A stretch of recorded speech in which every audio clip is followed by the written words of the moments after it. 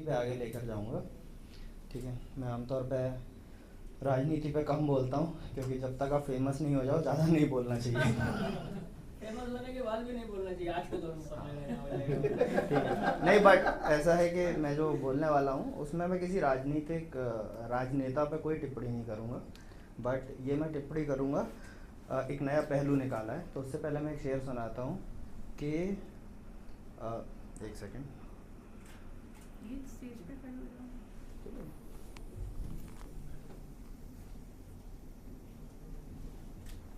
Just एक minute दीजिए।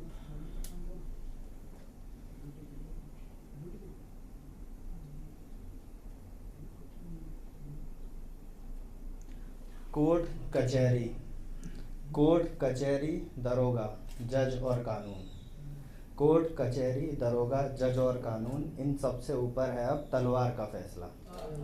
और मंत्री संतरी दरबान सेनापति और राजा, मंत्री संतरी दरबान सेनापति और राजा सब अधीन हैं। बनिया लिख रहा है अब पूरी सरकार का फैसला।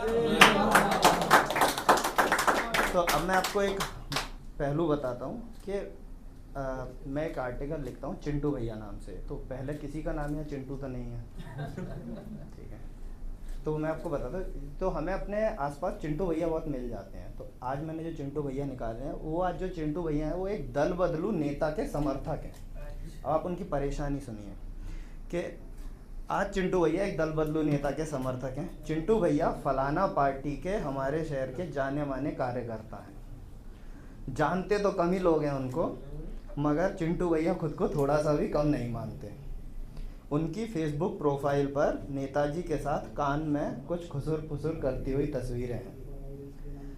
देश की गंभीर समस्याओं के साथ, देश की गंभीर समस्याओं पर नेताजी के साथ वार्तालाप, ये कैप्शन भी लगा हुआ है।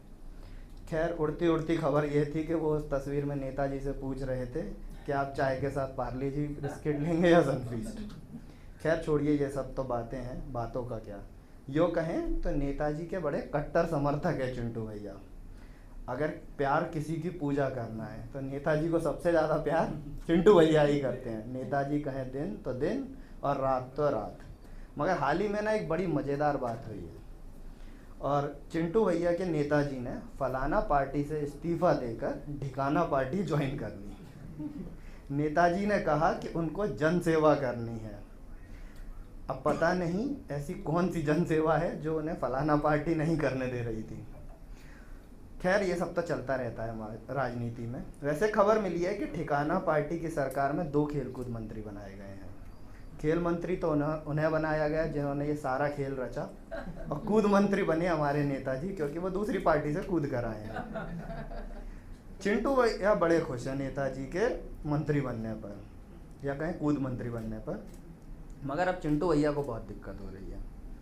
दिक्कत क्यों हो रही है? क्योंकि कल तक वो जिस पार्टी के लोगों को गरियाते फिरते थे, कहते रहते थे तुम्हारी पार्टी देश को बर्बाद कर रही है, देश में हिंसा व असहिष्णुता फैला रही है, आज उसी पार्टी के कसीदे पढ़ने पड़ रहे हैं।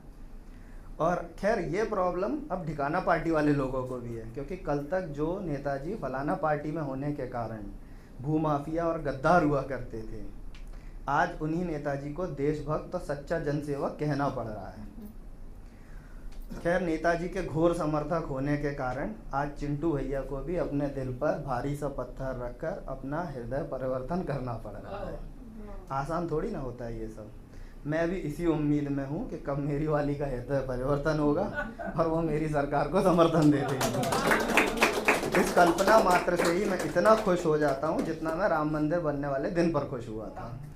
मगर मैं चिंटू भैया से ये कहना चाहता हूँ कि सिर्फ नेताजी की राय से अपनी राय ना बनाएं, अपनी भी कोई विचारधारा रखें। और बस ये एक शेर पढ़ें कि जज्बात बदल देते हैं, ख्यालात बदल देते हैं, कुर्सी के लिए नेता अपनी जात बदल देते हैं। और मैं पूछता हूँ कि देश के हालात कैसे बदलेंगे, मैं पूछता हूँ कि देश के हालात कैसे बदलेंगे। वो हंसते या सुनकर और बस बात बदल देते हैं। Thank you guys.